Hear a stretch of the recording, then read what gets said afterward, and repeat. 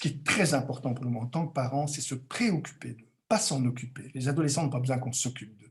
Ils ont besoin qu'on s'en préoccupe, qu'on se demande comment ils vont et surtout, surtout, qu'on leur permette de ne pas être perdus. C'est pour ça, par exemple, qu'en pédagogie, et là aussi, en tenant compte des différents courants, eh bien, on doit pouvoir faire des évaluations, mais pas des évaluations sanctionnantes, disqualificatives, des évaluations qui permettent de s'y retrouver, qui permettent à chacun de vérifier, parce que ce qui est le plus douloureux pour le moment, et c'est pour ça que pour ma part, je me refuse à parler de générations perdues. Les générations ne sont jamais perdues. Celles qui ont connu la guerre, je vous propose de Mmh. repérer des adolescents ayant vécu la guerre ou des enfants ayant vécu la guerre. Est-ce que vous avez l'impression que cette génération est moins intelligente qu'une autre? Elle n'est pas moins intelligente, elle a appris autre chose et autrement.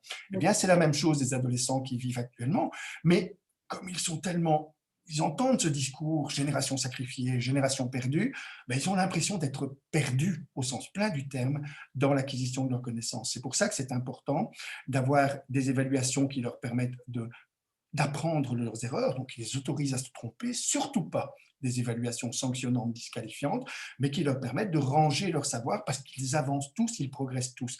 Et surtout, ne plus utiliser à tout bout de champ ce mot décrochage, qui signifie à maintenant à la fois le petit retard dans les matières, qui n'a rien de catastrophique. Un retard dans les matières en pédagogique, ça se rattrape toujours, mais ça se rattrape lentement, et il ne faut rien brutaliser. Le décrochage n'a rien à voir avec ce qui est beaucoup plus dramatique. Le décramponnage, quelqu'un qui n'adhère plus à rien, qui décolle de tout, qui ne va plus à l'école, qui a même disparu des radars de l'école. Pour cela, il faut que la société se mobilise. Mais si on mélange tout, il faut Mmh. effectivement pouvoir discriminer ceux qui sont simplement un peu décrochés par rapport à ce qu'ils perçoivent comme étant les matières attendues. Il ne faut pas attendre grand-chose, c'est pas grave. Les retards de matière, ça fait des enfants moins instruits, ça fait pas des enfants moins intelligents. Il faut vraiment faire la part des choses et l'instruction, elle retrouvera sa place. Par contre, je suis très, très inquiet pour ceux qui sont décramponnés, qui n'adhèrent plus à rien, qui ont cette espèce d'engourdissement affectif et effectif. Ils se sentent plus aimés, ils n'aiment plus grand-chose, ils sont décramponnés de l'école, c'est-à-dire qu'ils n'y vont plus et ils n'adhèrent à rien. Là, on est en train de créer chez un certain nombre d'adolescents du désespoir qui se transforme en désespérance si les adultes ne se mobilisent pas pour dire on va sortir et t'aider à sortir de cette situation pour te raccrocher à l'école.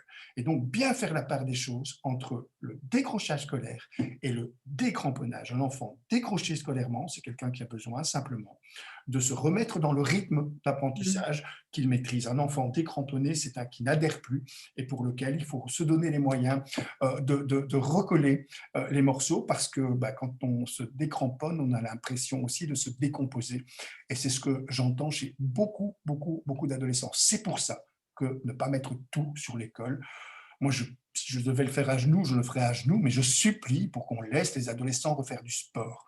Je Oui. supplie pour qu'on les laisse refaire du théâtre, pas pour sauver les théâtres, pour sauver les adolescents, pas pour sauver le sport, mais pour les sauver eux-mêmes, parce que c'est là, effectivement, qu'ils vont trouver de la nourriture pour raconter une épopée, c'est-à-dire une histoire dans laquelle ils participent à un match de football pour un adolescent.